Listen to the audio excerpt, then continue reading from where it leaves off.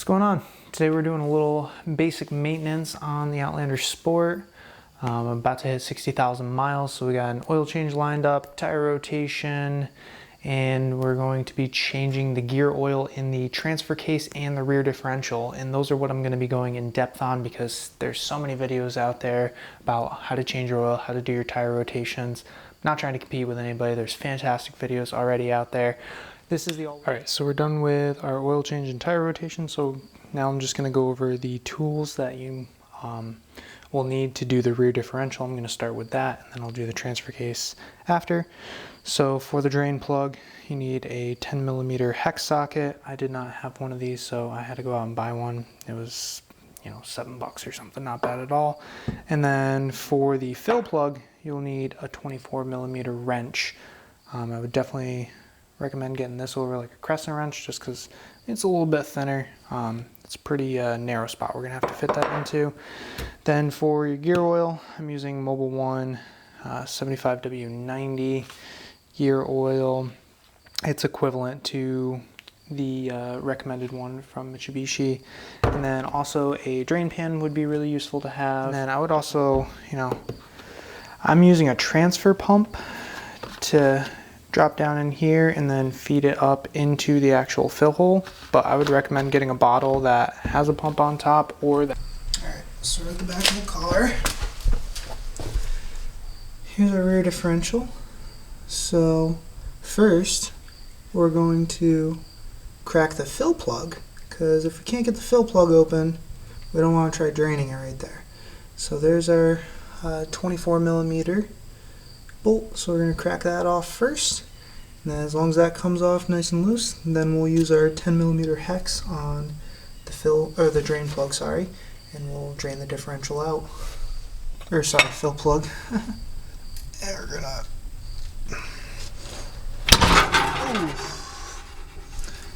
do that, crack that open, and take it off the rest of the way by hand.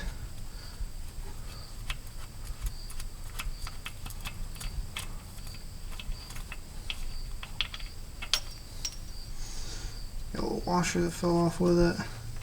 Get that out of our way, and then we'll get our little drain bucket under here and we'll crack open that drain plug.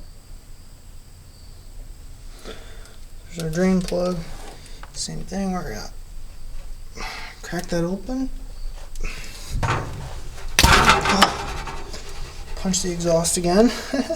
I just double checked and it's actually 0.4 liters in the rear diff here, and then it's 0.5 in the transfer case. So in total it's actually 0.9 to do both your rear diff and your transfer case. So that's actually, one normal bottle of gear oil is a liter. So you should be able to do both of them as long as you don't spill any. So we'll let that drain out. So we take our transfer pump, wedge it up into the little area where I showed the drain plug earlier, and then just gonna pump fluid in there until it spills out.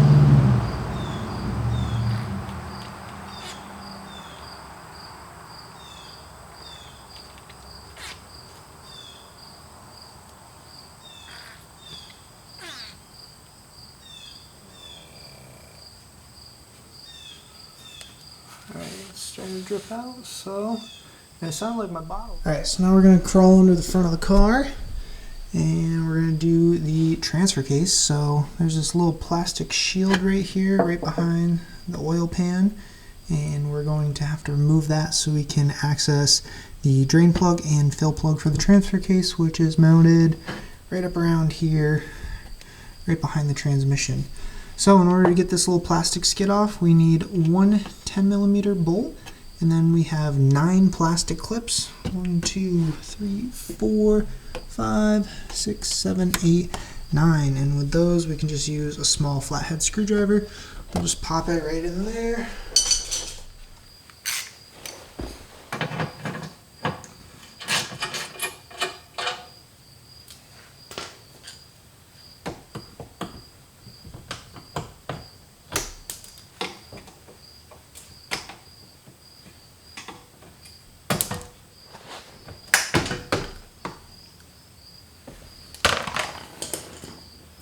So there's our skid. So now we can get to our transfer case right here. All right, now that we got that plastic cover away, we can actually get under here and look at our transfer case.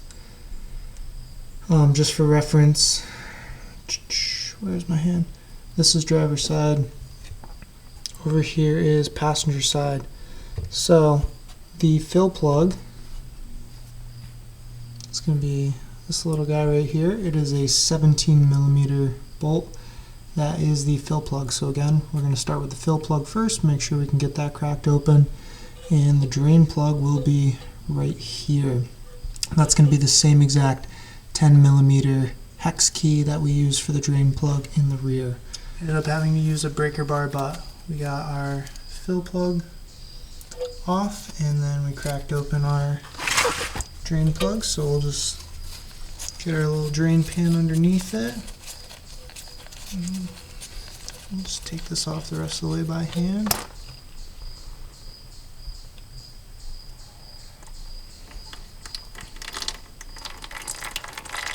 Yeah, and you can tell that one definitely has not been changed. I did my rear diff when I first got the car because I didn't know how to get to the transfer case.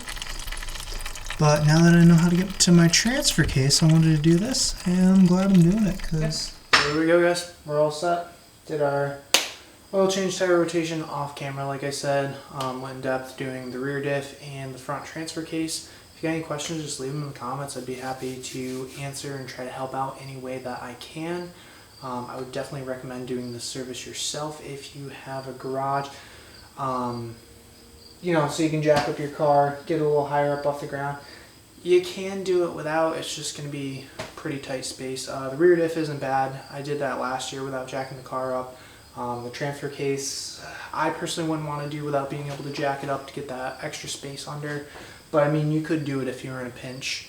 Honestly, between tools and the actual gear fluid itself, I want to say it was around like $50 last year when I bought everything. And that's a huge savings, because if you were to go to the dealership, I think it's roughly $200 per front and rear.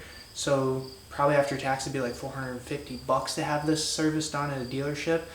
So I mean, you're saving yourself a couple $100 if you're able to do it on your own, or if you have a friend that can help you, throw them some money. You're still going to save a lot of money in the long run, and I definitely recommend it.